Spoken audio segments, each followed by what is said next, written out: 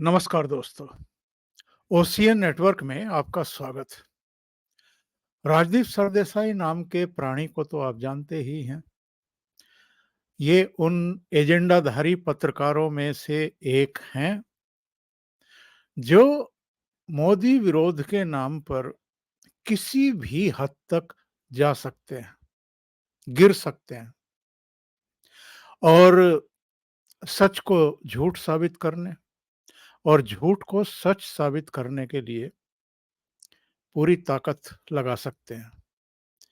पर चूंकि ये सोशल मीडिया का ज़माना है और अब लोग बहुत सारी बातों को जान भी चुके हैं और हमारे जैसे बहुत सारे लोग हैं जो समय-समय पर इन्हें निवस्त्र भी करते रहते हैं और इनको एक्सपोज़ करके इनका जो असली इरादा है, जिस तरह के कंटेंट ये तैयार करते हैं, जिस तरह के गेस्ट जोड़ते हैं, जिस तरह के प्रश्न पूछते हैं और एक नैरेटिव जो बनाने की चेष्टा करते हैं, उसके पीछे इनका मोटो क्या है, मकसद क्या है, ये चाहते क्या हैं और अल्टीमेटली निशाना किसे बना रहे हैं, इसके बारे में लोगों को हम लोग जब भी समय मिलता है तो अवगत कराते ही हैं।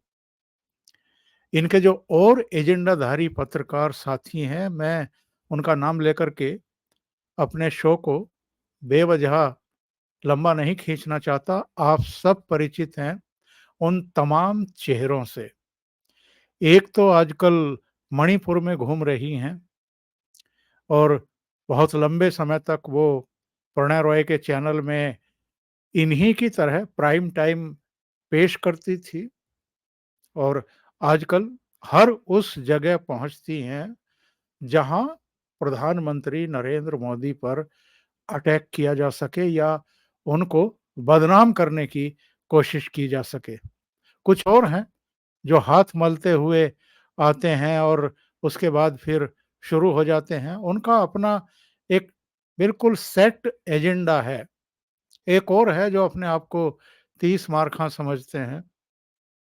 वो भी कई चैनलों से गुज़रे हैं और अब कहीं नौकरी मिल नहीं रही है। इनमें से किसी को भी नहीं मिल रही है।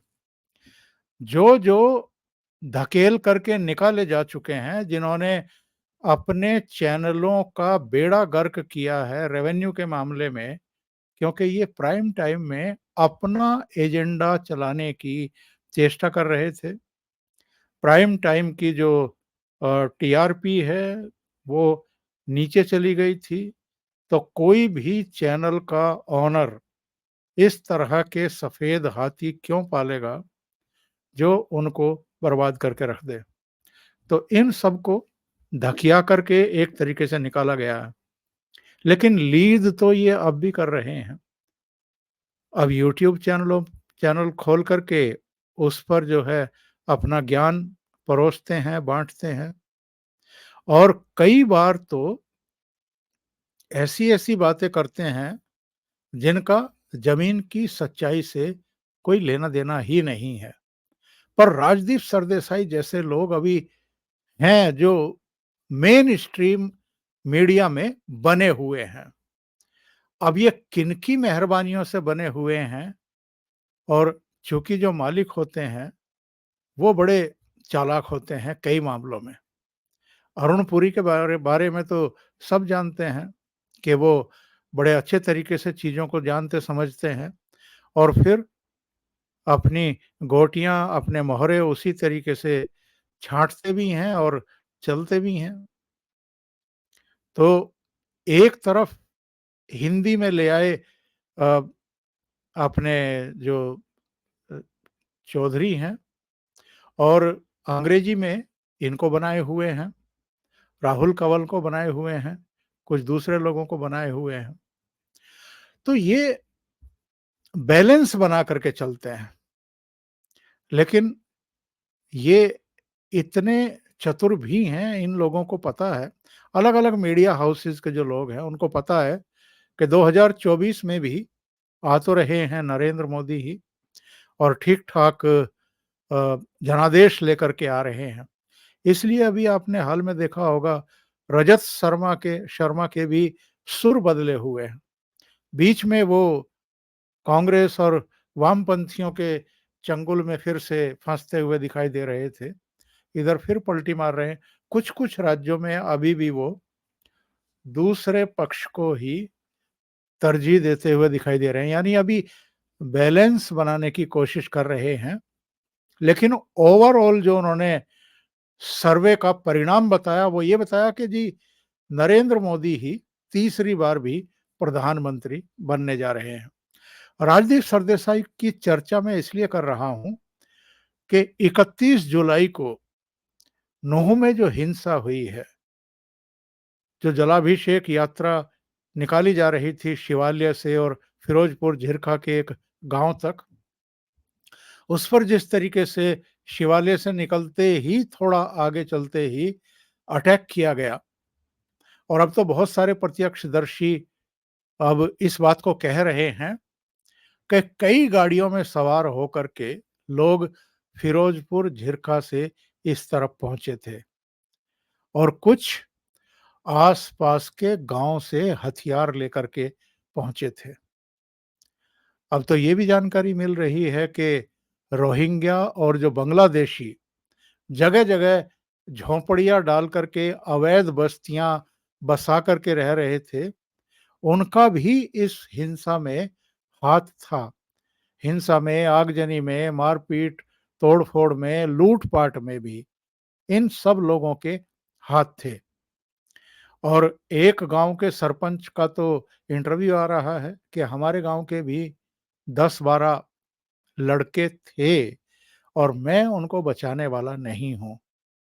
यानी उनकी सूचना अब सरकार को दी जा रही है और ऐसा लगता है जितने बड़े पैमाने पर हरियाणा सरकार की आलोचना हुई है और सवाल खड़े किए गए हैं, उसके बाद से वो भी अब अपने फेस सेविंग के लिए और अपनी क्रेडिबिलिटी बचाने के लिए उपाय कर रहे हैं। जो एसपी ऐसे समय पर भी छुट्टी पर था, उसको वहाँ से हटा दिया गया है, उसकी जगह दूसरा अफ़सर लाया गया है। जिन बांग्लादेशियों और रोहिंग्याओं की बस्तियों से जो आवारा किस्म के लड़के इस हिंसा में शामिल थे, उन सारी बस्तियों को, घरों को जो सरकारी ज़मीन पर बने हुए थे, उन पर बुलडोज़र चलवा दिए गए हैं। इसके अलावा नूह के अलग-अलग गाँव के जो लड़कों की पहचान हो रही है जिन्होंने हिंसा की है और ये सब मुस्लिम हैं। इन सब की धरपकड़ शुरू हो चुकी है, 150 के आसपास अब तक गिरफ्तारियां हो चुकी हैं। इन पर एनएसए से लेकर के तमाम संगीन धाराएं लगाई जाने वाली हैं। कुछ जो पड़ोस में पहाड़ियां हैं, उनके ऊपर चढ़ गए हैं, तो ड्रोन से और हवाई सर्वेक्षण से उनकी भी पहचान की जा रही है, कहाँ-कहाँ छुपे हुए हैं। इन सबको भी गिरफ्तार करने की तैयारी हो रही है। मैंने 3 दिन पहले एक प्रोग्राम बनाया था जिसमें मैंने कहा था कि बहुत बड़े और कड़े एक्शन की तैयारी हो रही है। तो वो एक्शन शुरू हो चुका है। लेकिन अभी इस ऑपरेशन का एक बड़ा पार्ट बचा हुआ है। मैं तो उसी की इंतज़ार कर रहा हूँ कि कब वो ऑपरेशन होगा। लेकिन राजदीप सरदेसाई जैसे लोग जो मीडिया में अभी बैठे हुए हैं, मेन स्ट्रीम मीडिया में बैठे हुए हैं, वो अपने प्राइम टाइम का किस तरीके से दुरुपयोग करते हैं अपना एजेंडा आगे बढ़ाने के लिए। और जब मैं अपना एजेंडा की बात करता हूं तो इनका खुद का एजेंडा नहीं है वो। इनका खुद का एजेंडा तो इतना है कि ये किसी के हितों को साधते हैं नरेंद्र मोदी पर अटैक करके, सवाल खड़े करके या एक माहौल बना करके, परसेप्शन क्रिएट करके। इन्होंने जो शो किया, उस शो का ये नैरेटिव इन्होंने बनाया। पहले तो कहा कि ये इन्वेस्टिगेटिव जर्नलिज्म है। हमारी टीम ने इन्वेस्टिगेट किया है। जो सोशल मीडिया पर हैं इस समय करीब 2300 वीडियो हैं हिंसा के, 2300 के आसपास। और ये पुलिस ने बताया है। और पुलिस का ये कहना है कि इन वीडियो में हिंसा करने वाले या हिंसा के लिए उकसाने वाले भी उनकी पहचान की जा रही है, ये हो रही है। बहुत सारे सीसीटीवी फुटेज मिल गए हैं, बहुत सारे उस समय कुछ लोग बेवकूफ़ी में समझ लीजिए या दूसरे कारणों से वीडियो बनाना शुरू कर देते हैं, वो फुटेज मिली है। बहुत सारी चीज़ें मिल गई हैं, लेकिन इन्होंने अपने प्रोग्राम में कुछ चुनिंदा वीडियो चलाए और ये साबित करने के लिए चलाए कि ये तो प्रतिहिंसा थी। मतलब जो हिंदू लड़के हैं, जो हिंदू पक्ष है, उसने जो है वो हिंसा की, हमला किया। इन्होंने 2 चीज़ें मेनली अपने प्रोग्राम में सिद्ध करने की कोशिश की। एक तो ये कि बजरंग दल ने जो मेवाती हैं, उनको भड़काया और उनको भड़काया इसलिए उन्होंने जवाबी कार्रवाई कर दी।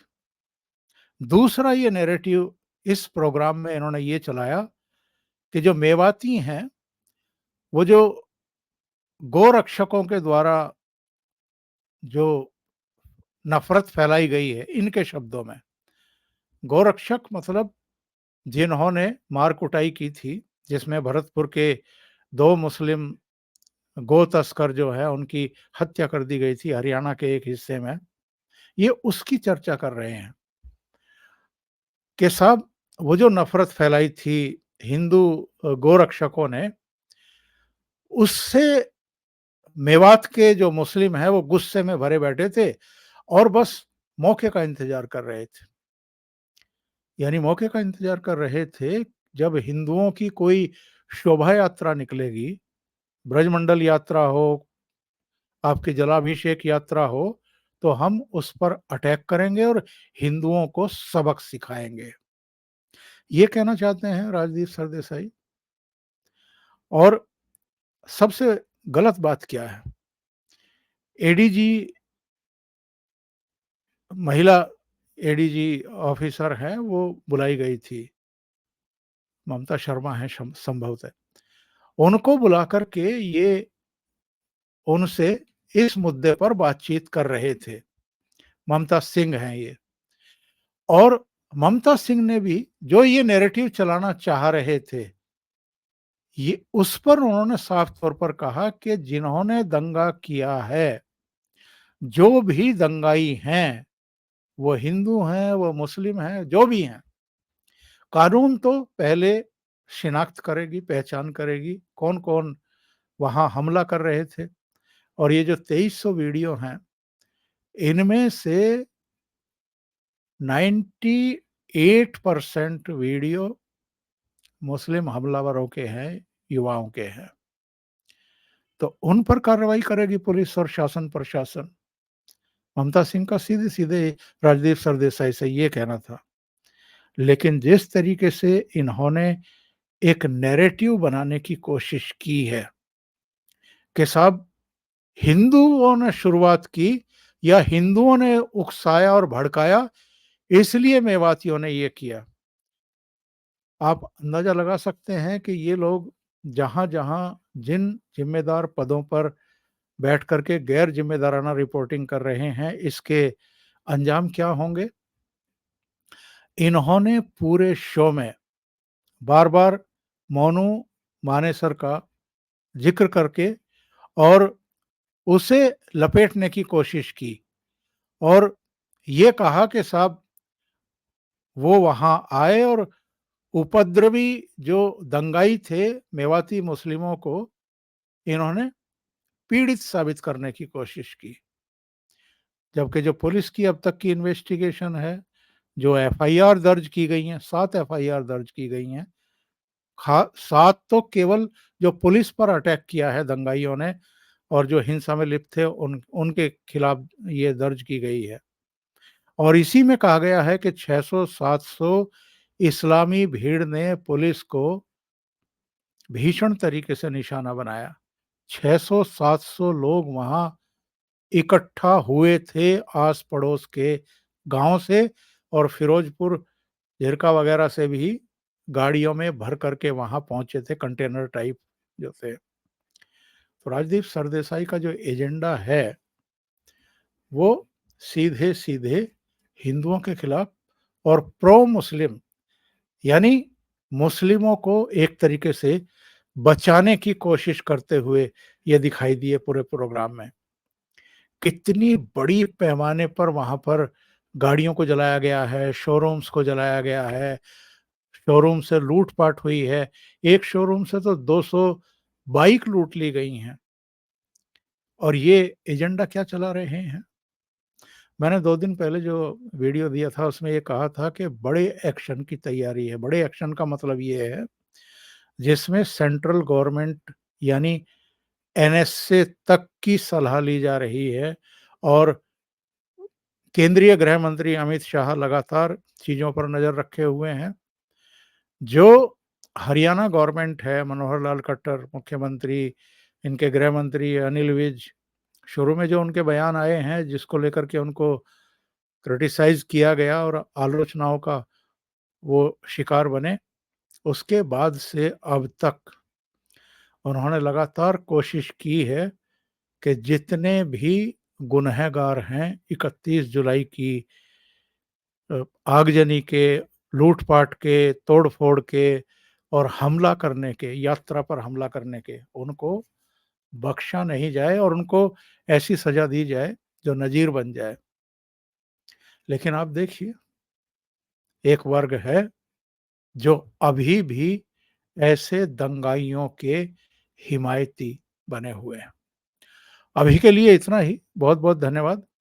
अगर आपको ये चैनल और इसके कंटेंट पसंद आ रहे हैं, तो लाइक करें, कमेंट करें, वीडियो को शेयर भी करें।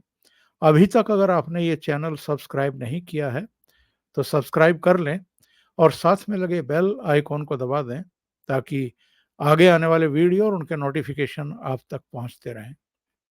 बहुत-बहुत धन्यवाद। नमस्कार।